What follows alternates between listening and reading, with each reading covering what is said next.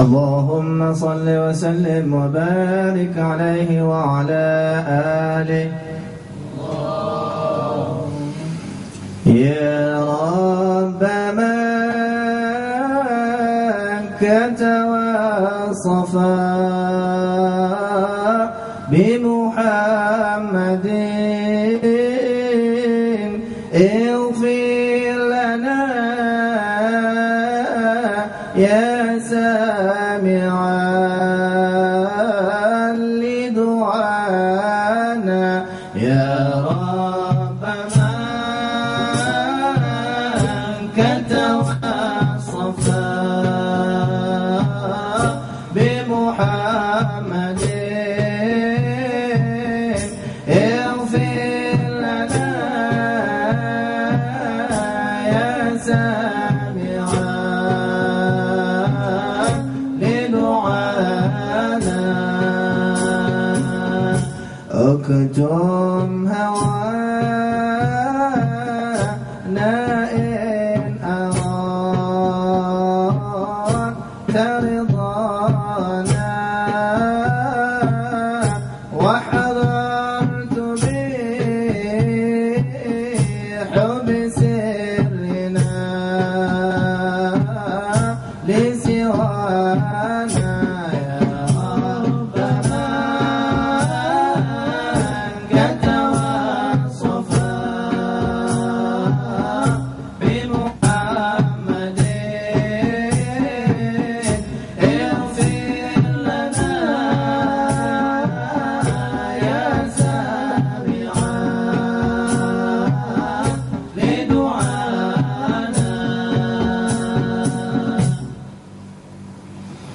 Ahbabana fillah,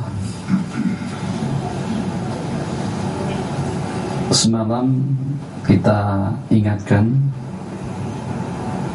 juga salah satu daripada kelainan atau khususiat baginda Nabi pada masa kekanak-kanakan beliau. Kalau budak-budak kampung pada masa itu makan, minum, nyusu dengan mak kandung atau juga dengan mak susuan, seminggu dengan budak-budak kampung, itu perkembangan baginda Nabi itu baru hanya dalam 1 hari. Sebulan nyusu, minum lagi, nyusu lagi, itu hanya dalam seminggu dengan baginda Rasulullah sallallahu alaihi wasallam. Jadi dengan perkembangan tubuh yang sangat-sangat pesat dan cepat sekali, yang walaupun baginda baru umur sehari sama dengan umur mereka 1 minggu. Yang walaupun dengan baginda baru berusia 1 minggu sama dengan mereka yang sudah berusia 1 bulan. Sebulan dengan baginda Nabi sama dengan mereka yang sudah berusia 1 tahun. Allahu Akbar. Jadi kata Sayyidatuna Halimatus Sa'diyah radhiyallahu ta'ala anha wa ahsana ilaiha, budak-budak yang saya bela kalau pada masa bangun ramsa, sya'tha, ramsa itu bertaik mata, sya'sa berambut yang kusut, tidak terurus. Tapi baginda Nabi kalau pada waktu bangun, mata muktahal, mata itu sudah seperti pecelak mata, rambut tertata dan terurus.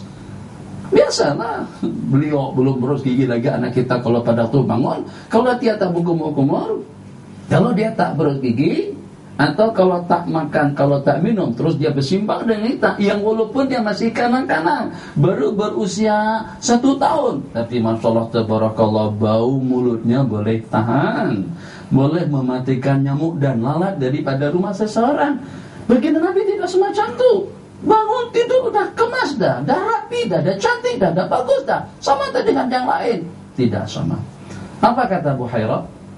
Jadi kata Abu Talib, kami mundar-mandir bolak-balik kafilah di waktu musim panas dan juga di waktu musim sejuk. Bukan kali pertama mereka sampai ke Syam, bolak-balik beberapa kali. Tapi pada kali baginda ikut dengan rombongan dengan kafilah tadi itu, ternyata dengan Buhairah sajikan makanan dan hidangan untuk kafilah Quraisy yang datang ke negeri Syam.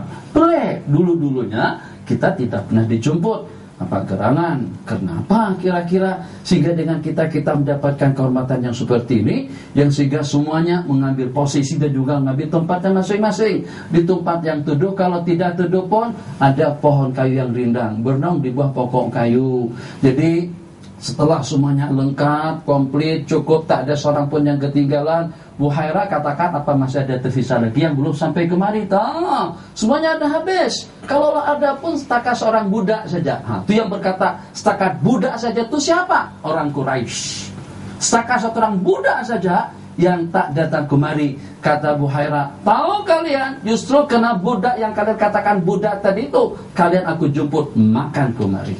Jadi tidak betul dan tidak tepat. Saya ulang sekali lagi pada penonton semuanya, tak boleh dengan kita mengistilahkan baginda Nabi sebagai seorang budak yang sama dengan budak-budak kampung. Baginda adalah Sayyiduna Rasulullah sallallahu alaihi wasallam. Tanamkan mahabbah. Bagaimana dengan masa kepribadian pada masa kekanak-kanakan daripada baginda Nabi. Setelah Nabi kita dijemput, dipanggil datang, ternyata kursi yang lawak, tempat yang elok, lokasi yang bagus itu sudah diisi oleh orang-orang Quraisy dan juga kafilah dagang yang pergi ke negeri Syam tadi itu. Maka Nabi kita terpaksalah duduk di tempat yang kena terik sinar matahari.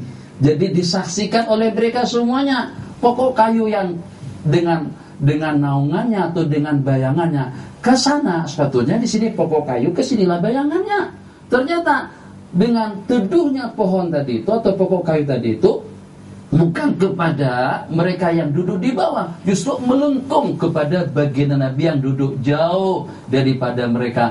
Bagaimana dengan bayangan pokok tadi itu boleh melengkung ke situ? Kalau baginda Nabi sebagai budak kampung, ahbabana fillah, masya Allah tabarakallah, lain daripada yang lain. Jadi dari sinilah dengan kita dengan penuh keyakinan memahami hakikat daripada hadis yang diriwayatkan, ini lastu kahayatikum, aku tidak sama sebagaimana dengan kalian dari sudut apa saja, daripada segala aspek.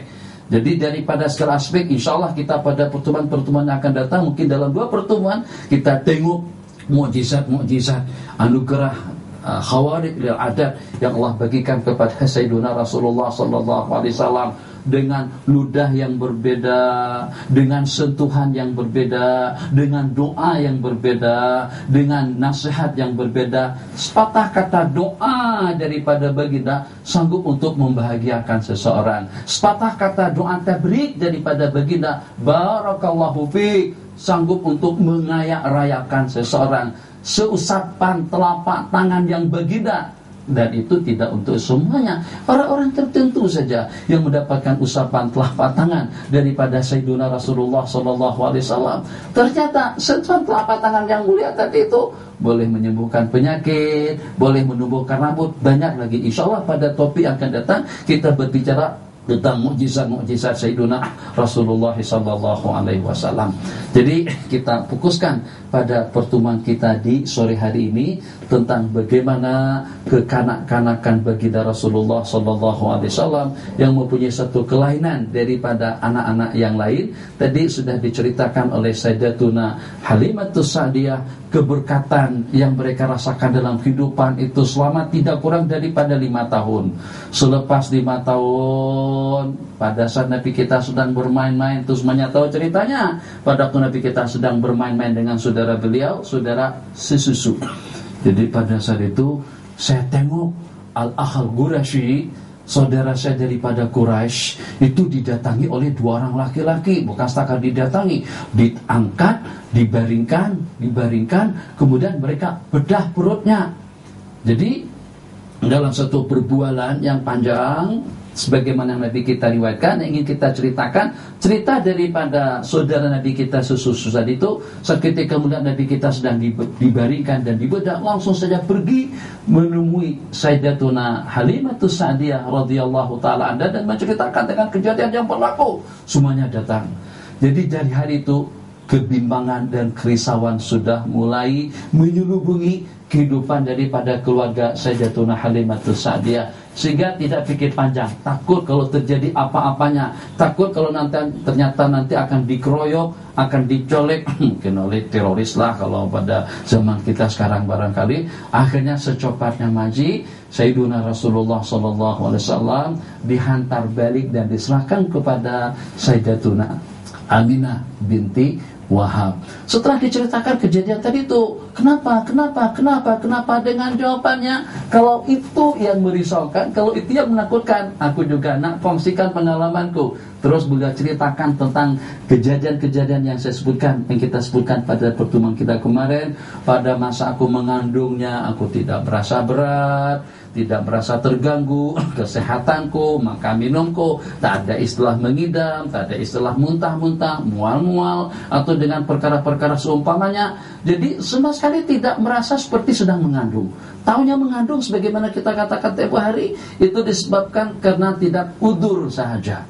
Itu saja yang menandakan beliau mengandung. Dan kalian tahu tak juga, pada masa aku mengandungnya, aku melihat seakan-akan seperti dengan nur, seperti dengan cahaya yang keluar daripada perutku, yang menerangi Qusur Syam, istana-istana atau bangunan-bangunan, apartemen-apartemen, perumahan yang ada di negeri Syam.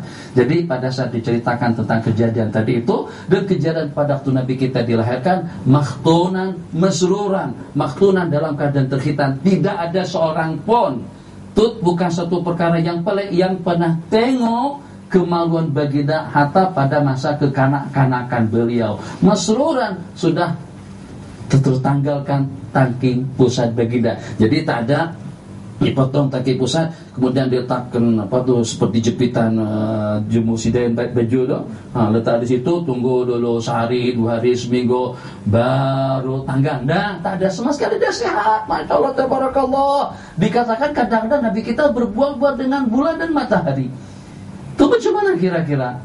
Jangan tanya macam mana kira-kira. Ini penghulu Nabi dan Rasul. Ini insan yang akan membawa umat ke dalam surga. Bukan setakat setengah. Nabi kita mendapatkan berbagai tawaran daripada Allah. Restukah kalau sepertiga? Restukah kalau setengah daripada umatmu masuk surga di ghairi hisab? Berikutnya 2/3 dari umat Nabi Allah Adam. Sejak daripada zaman Nabi Allah Adam sampai kepada hari kiamat nanti, umat Nabi Muhammad lah yang terbanyak mendapatkan jatah, mendapatkan peruntukan di dalam surga. 2/3 daripada total umat semuanya, atau sebagaimana disebutkan di dalam hadis, 120 saf yang akan menuju surga. Satu saf tak berapa bilion, ramai. Sedikit sih kalau setakat 120 saf saja. Satu safnya mungkin dalam berapa bilion. 80 saf itu daripada umat Sayyiduna Rasulullah sallallahu alaihi wasallam. Ja'alanillahu wa iyyakum min ahlil jannati, amin. Wa sallallahu ala sayyidina Muhammad. Kita beri sejenak.